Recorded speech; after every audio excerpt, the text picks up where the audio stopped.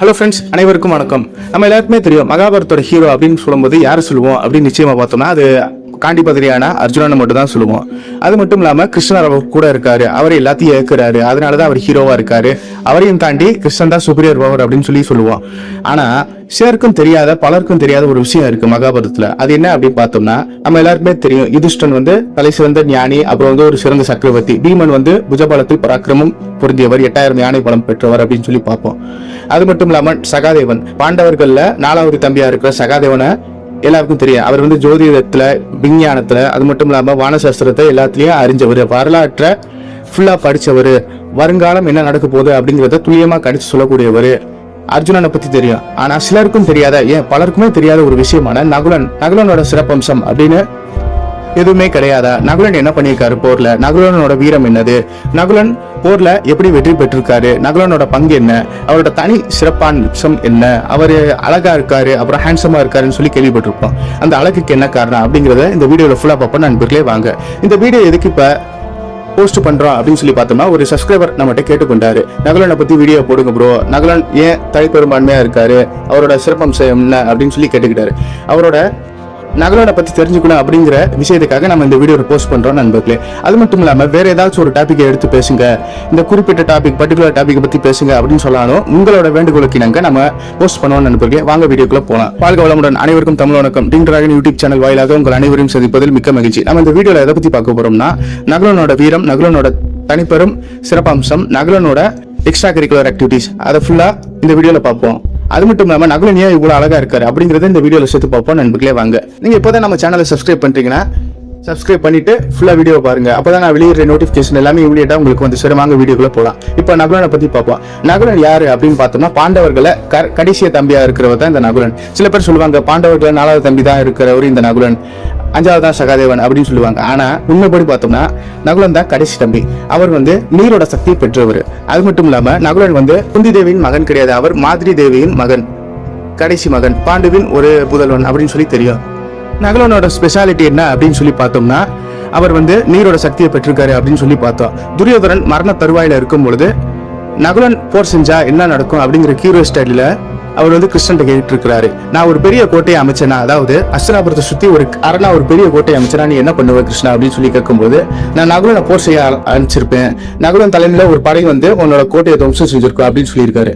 அது எப்படி அப்படின்னு பார்த்தோம்னா, நகுலன் நீர் சக்தியை பெற்றிருக்காரு அப்படின்னு சொல்லி பார்த்திருக்கோம்.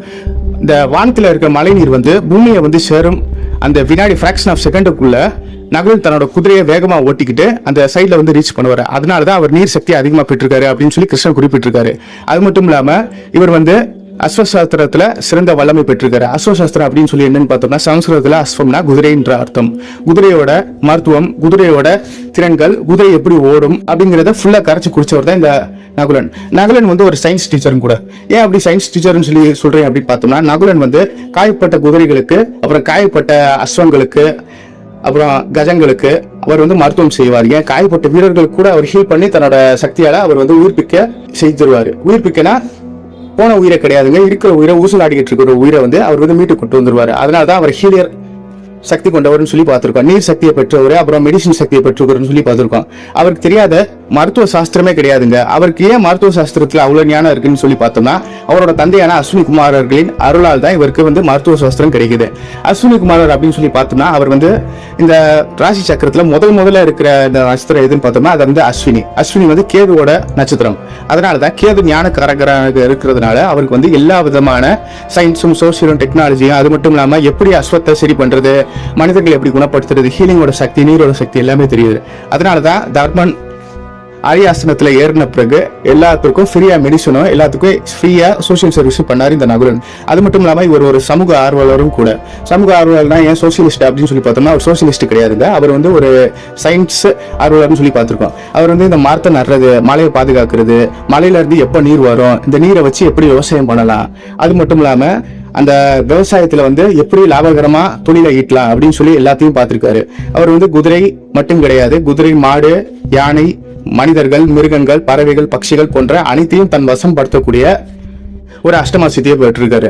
அதனாலதான் நகுலன் எல்லா பறவைகளையும், எல்லா உயிரினங்களையும் தன் வசம் படுத்துறாரு. உங்களுக்கே தெரியும், நீங்க டெலிவிஷன்ல பார்த்திருப்பீங்க. நகுலன் வந்து என்ட்ரி கொடுக்கும்போது ஒரு கழுகு தான் அவரை வந்து கொண்டு வந்து இறக்கி விடும்.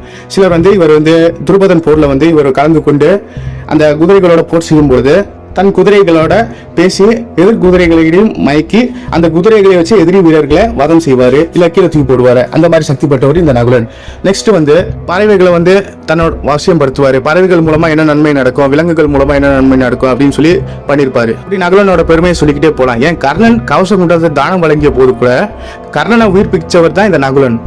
அதனால கர்ணன் ஒரு சிறந்த டாக்டரா யாரை பார்த்தாரு அப்படின்னு சொல்லி பார்த்தோம்னா நகுலன் தான் பார்த்தாரு. தன் உயிர் காப்பாத்தினது தன் தம்பியா தான் நினைச்சு அவர் வந்து களத்துல வதம் செய்யாம விட்டாரு. சரி, இப்படி நகுலனோட சிறப்பம்சமே சொல்லிக்கிட்டே போறேப்பா.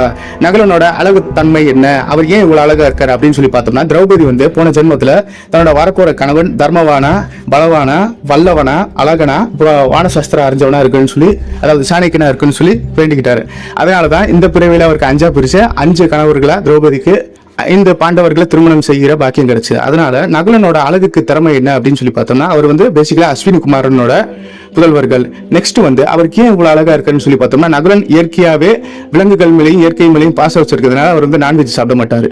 நான்வெஜ் சாப்பிடாத காரணத்தினால அவருக்கு வந்து ஈவு, இரக்கம், கருணை, பாசம், அன்பு, பரிவு எல்லாமே கூடவே பிறந்திருக்கு. அதனால எல்லாத்தையும் பார்க்கும்போது கருணையா பேசுவாரு, கருணையா பழகுவாரு, அவர் அன்பா நடந்துக்குவாரு. அதனால இந்த பேசிக்கலா நான்வெஜ் சாப்பிடாம இருக்கிறதுனால அவரோட ஹீலிங் பவர் வந்து அதிகமாவே இருக்கு. இதை வந்து நான்வெஜ் சாப்பிட்றத வந்து குறை சொல்லவில்லை, வெஜ் சாப்பிட்றவங்கள உயர்த்தி சொல்லவில்லை. இது அவரவர் தனிப்பட்ட விருப்பம். இதை வந்து நகுலன் ஏன் இப்படி இருக்காரு அப்படிங்கிறத வழக்கமா தான் சொல்றேன் நண்பர்களே, யாரும் தவறாக எடுத்துக்கொள்ள வேண்டாம். இவர் வந்து நான்வெஜ் சாப்பிடாதனால இயற்கை ஆர்வலராக இருக்கிறதுனால இவர் பிளட் வந்து அவ்வளவு பியூரிஃபையா இருக்கு, தன் நினைச்சதை வசியப்படுத்த முடிகிறாரு. அதனாலதான் அகத்தின் அழகு முகத்தில் தெரியும் சொல்லுவாங்களே, இவரோட மனசு வந்து அவ்வளவு வெண்மையா இருக்கும். அதனால ஈவு இறக்கம் இருக்கிறதுனால அவருக்கு வந்து உடம்பே ஒரு லேசா மாதிரி நீர் நிலைமைக்கு போய் அவரோட மனசு வந்து தூய்மையா அப்புறம் சந்தோஷமா இருக்கிறதுனால அவரோட முகத்தின் பொலிவும் அவ்வளவு பிரகாசமா தெரியுது. அதனாலதான் இவர் வந்து நீர் சக்தியை பெற்றவர்கள் சொல்லுனால இவர் வந்து சந்திரனின் பிரகாசத்தையும் சந்திரனின் தேஜஸையும் உடையவரா மாதிரி ஒரு அழகா தெரிவாரு. இவரோட முகமே அவ்வளவு அழகா இருக்கும். இவரை பார்த்து பெண்கள் மட்டும் கிடையாதுங்க, ஆண்களும் மயங்கி இருக்காங்க. நகுலன் இவ்வளவு அழகா இருக்காரு, அவரோட அழகுக்கு என்ன ரகசியம் அப்படின்னு சொல்லி எல்லாருமே ஆச்சரியப்பட்டிருக்காரு. நகுலன் இப்படிதான் குறிப்பிட்டிருக்காரு, நான் ஏன் இவ்வளவு அழகா இருக்கேன்னு சொல்லி பார்த்தோம்னா, நான் வந்து எந்த அழகு சாதன பொருட்களையும் யூஸ் பண்ணல, நான் வந்து எல்லாத்துலயும் அன்பு, கருணை, பாசம் வைக்கிறேன். அதனாலதான் நான் இவ்வளவு அன்பா ஃபீல் பண்றேன் அனைவர் மீதும். அதனாலதான் எனக்கு வந்து நேச்சுரலாவே என் ஃபேஸ் வந்து பொலிவா தெரியுது அப்படின்னு சொல்லி பார்த்திருக்காரு. இறுதியா நகுலன் வந்து எப்பவுமே கண்ணாடி முன்னாடி நின்று தன்னோட அழகை ரசிச்சே இருப்பாரு அப்படின்னு சொல்லி பார்த்திருப்போம். இதை வந்து பீமன் வந்து கேலி செய்வாரு. அதே மாதிரி நகுலன் வந்து நானாச்சும் ஃபேஸை பார்த்து அழகை ரசிக்கிறேன், நீ எப்போ பார்த்தாலும் உன்னோட புஜம் அப்புறம் உன்னோட பலத்தை பார்த்து நீ ரசிக்கிற அப்படின்னு சொல்லி மறுபடியும் கேலி பண்ணிக்கிட்டே இருப்பாங்க. இது வந்து ஒரு நகைச்சுவை பாத்திரமா மகாபாரத்திலே குறிப்பிடப்பட்டிருக்கு. பேசிக்கா சொல்ல போனா நகுலனோட அழகுக்கு என்ன காரணம் அப்படின்னு சொல்லி பார்த்தோம்னா, அவர் காஸ்மெட்டிக், அழகு சாதன பொருட்கள் அப்புறம் எதுவுமே யூஸ் பண்ணல. அவர் வந்து இயற்கை ஆர்வலராக இருக்காரு. பறவைகள் மீதும், விலங்குகள் மீதும், மனிதர்கள் மீதும், அனைவரின் மீதும் கருணை, பாசம், அன்பு வச்சதுனால அனைவரையும் வசியப்படுத்துற திறமை அவர்கிட்ட இருக்கு. ஹீலிங் பவரும் இருக்கு, அப்புறம் அந்த சூப்பர் நேச்சுரல் பவரும் இருக்கு, அப்புறம் மேக்னெட்டிக் புல்லுங்கிற ஒரு பவர் எளிமையாவே அவர் உடம்புல வருது. அதனால நான்வெஜ் சாப்பிடாதனால அவர் உடம்பு வந்து ஒரு பியூட்டிஃபுல்லா ஒரு கார்டனா மாதிரி அவருக்கு வந்து எல்லாத்தையும் வசிப்படுற திறமை இருக்கிறதுனால அவரோட முகம் சந்திரன் மாதிரி பிரகாசிக்குது, அப்புறம் சந்திரன் மாதிரி பொலிவாகவும் இருக்கு. அதனாலதான் நகுலனை பார்த்தா எல்லாருக்குமே இவன் அழகா இருக்கான் அப்படிங்கிற பேச்சை வந்து சொல்லணும் போலே தோணுது. இறுதியா நகுலன் போர்ல யாரை வதம் செஞ்சாரு அப்படின்னு சொல்லி பார்த்தோம்னா, நகுலன் நீர் சக்தியை பெற்றிருக்காருன்னு சொல்றோம். அப்புறம் வாழை வச்சு சண்டை போடுவாருன்னு சொல்லியிருக்கோம். இவர் வந்து 2 கையால வாழை வச்சு சண்டை போடிய அளவிற்கு திறமைசாலி. அதனால நண்டு எப்படி வந்து இந்த குழி வெட்டி அப்புறம் அதுக்குள்ள வசிக்கும், 2 கைகளால சண்டை போடும். அதே மாதிரி நகுலன் வந்து 2 வாள்களால தன் கைகளை பிடிச்சு சண்டை போடிய அளவிற்கு இவர் திறமைசாலி. அதனாலதான் நண்டை வந்து நகுலனோட கம்பேர் பண்றாங்க. நண்டு நீர்நிலையில இருக்கும், நகுலனும் நீர் சக்தியை பெற்றவர். இவர் வந்து வாள் எடுத்து போர் செய்ய ஆரம்பிச்சாருன்னா யாராலையும் வெற்றி பெற முடியாது. சுருக்கமா சொல்ல போனா அர்ஜுனன் கூட இவரால வெற்றி பெற முடியாதுங்க வாள் வீச்சுல. இவர் வந்து போர்ல யாரை வதம் செஞ்சாரு அப்படின்னு பார்த்தோம்னா, சகுனியோட ஒரு மகனான சலுகான் என்கிற ஒரு சகுனியின் மகனை இவர் வதம் செஞ்சிருக்காரு.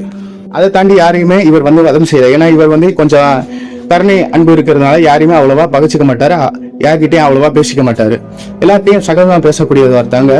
இருந்தாலும் போர்ல வந்து போர் செஞ்சிருக்காரு, எல்லாரையும் வெற்றி பெற்றிருக்காரு. ஆனா யாரையுமே குறிப்பிட வரம் செய்யல. சகுனியோட மகனை மட்டும் வதம் செஞ்சிருக்காரு போர்ல இறுதியில. எனவே நண்பர்களே, நகுலனை பத்தி இப்ப நாம தெரியாத விஷயத்தை ஃபுல்லா தெரிஞ்சுக்கிட்டோம். நன்றி வணக்கம். வேறோட இன்ட்ரெஸ்டிங்கான ஃபேக்ட்ல நம்ம சந்திப்போம். நன்றி வணக்கம். ஓம் நம சிவாய.